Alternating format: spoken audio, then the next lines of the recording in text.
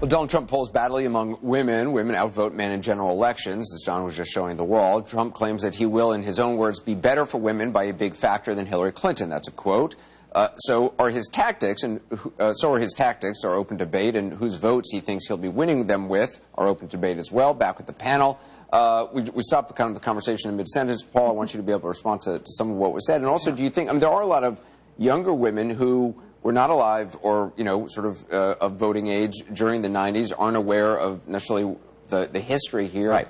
And this might all be kind of new stuff for them. It is, but it's also certainly literally prehistoric to them. And one of the laws of politics is that elections are about the future, not the past.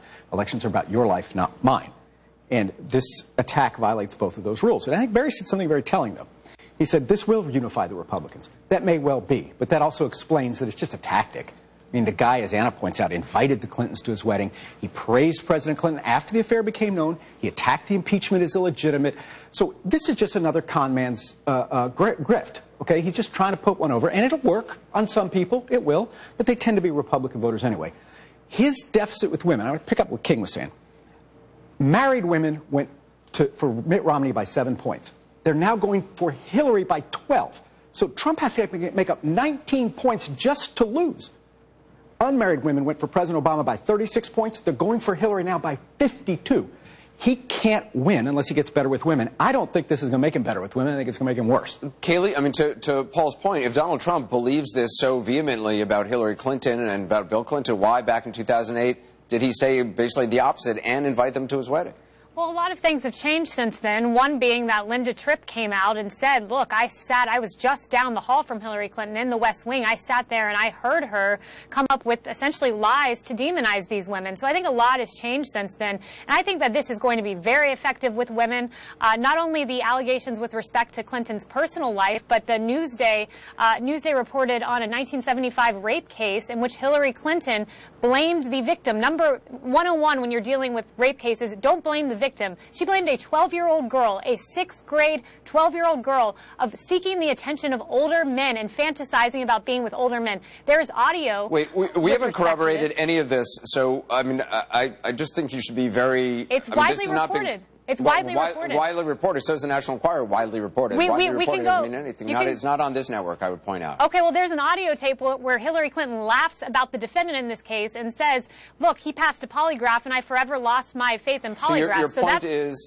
My point is she demonized a rape victim. She laughed about it in a radio interview. People can go look up the audio on YouTube. So she has a long history, not with respect to her personal life, but with respect to her legal work of demonizing sexual assault victims. Women will not like this. It's going to be put in an ad, and Hillary Clinton's going to suffer for that. Angela, do you believe that this is something that is going to go as Kayleigh says? No, I don't. I really believe that, number one, as an attorney, I am really just flabbergasted by some of the allegations that we're just tossing out here that are not... We're not really accountable. I mean, we have to be accountable. Hold on. Kayleigh's right about the audio. The audio was broken by the Free Beacon more than a year ago. It was from the Clinton Library. It was dug up by a reporter there. So there is actual evidence here of her speaking about this. The full breadth and depth of what's been said tonight, though, is not. And so what I'm saying to you is that I think that we still need to be careful with our words, and I think that we can still run great election coverage and have a great debate on real, tangible issues. And I think, unfortunately, for Trump supporters, it's really hard because you don't know where he stands from day to day. But Angela, for a new generation of women who were not paying attention or alive even back then or voting age, how do you think this plays? I don't think it plays well. And again, I think it goes to the fact that whether you've been cheated on or you know someone who's been cheated on, it is always wrong to blame someone who was a party of that and didn't participate in it. So I think that there are women everywhere that can appreciate that. Maybe they have parents who have been divorced because a father cheated or a mother cheated. Kayleigh, it's ridiculous. Did Donald Trump have affairs? I'm not up on his history, but did your candidate have affairs? I don't know personally if he did or didn't. What's been reported? We do know that he's been married 3 different times, and people love to bring that up over and over and over again. But I do know that he has never demonized sexual assault victims. So you're unaware of any reporting that he's had affairs? He did on the military base that I brought up earlier. No, you brought up that tweet, by the way, and you took it completely out of context. He was saying that when you bring men and women together, there are sexual assaults, and it's unfortunate, and it shouldn't happen. I guess the question is Donald Trump the right person to be bringing up? You know, the issue was raised by Anna. The question was, is Donald Trump really the right person to be bringing these things up? And if it was such a big deal for him, why was it not a big deal for him in 2008? I think he is the right person to bring it up, and I think if we really want the right person to bring it up, I think Juanita Broaddrick should be on this network. I think Paula Jones should be on this network. I think we should bring on the victims. If we don't want to hear it from Donald Trump, let's bring on the victims and let them have their day in court right here, right now, and address these issues. Not court, Kayleigh. Let me tell you this. Much like the Bill Clinton case, the Donald Trump philandering, infidelity, whatever you want to call it, was also played out on national media. We all read about the fight between Marla Maples and Ivana Trump back then. I don't care about what Donald Trump did 20 years ago or what Bill Clinton did 20 years ago. I don't think we should charge or accuse Hillary Clinton on that. I want to know what they're going to do for me today and tomorrow, what they're going to do to make our lives better. You know, frankly, it's disingenuous to be on national TV and say that you don't know that, you know, what Donald Trump's marital history was. Okay, Anna, everybody knows. Anna, it's you don't all care. over the press. Anna, you don't care about affairs, but do you care about the actions of Hillary Clinton with respect to the victims? Do you care not about Bill's actions? Let's take Bill Clinton out of this. Do you care about Hillary's actions with respect to the victims? Do you care or do you not care? Let me tell you what I care about, Kayleigh. I care about national security. I care about education. I care about the economy. I care about jobs. And if anybody's going to make those charges against Hillary Clinton, it should be the women who had to deal with it. It should be Hillary Clinton and those women. It should most definitely not be a man who we all know, including you, did cheat on his wife. They have made those accusations, and they can't get national attention. They can't get on television networks. They have made the accusations to places like the Daily Mail, the only people who will listen to them. But I'm surprised that you don't care about these women. It's a huge issue. It goes to integrity. It goes to honesty. I didn't say that I didn't care about those women. I said I don't care about allegations that have been litigated 20 years ago when it comes to Trump and when it comes to Bill Clinton, particularly since Bill Clinton is not on the ballot. Yes. Judge Hillary Clinton by her actions, her deeds, not his misdeeds. That's what we're saying, though. What we're saying is that Hillary has said some really nasty things about some of these women, at least in private conversations. Such as?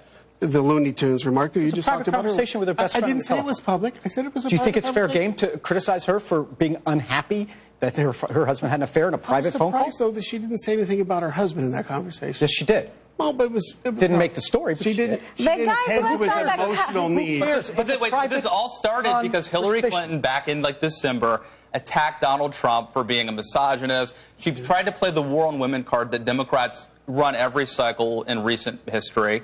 And now Donald Trump said, "Okay, you want to play that game?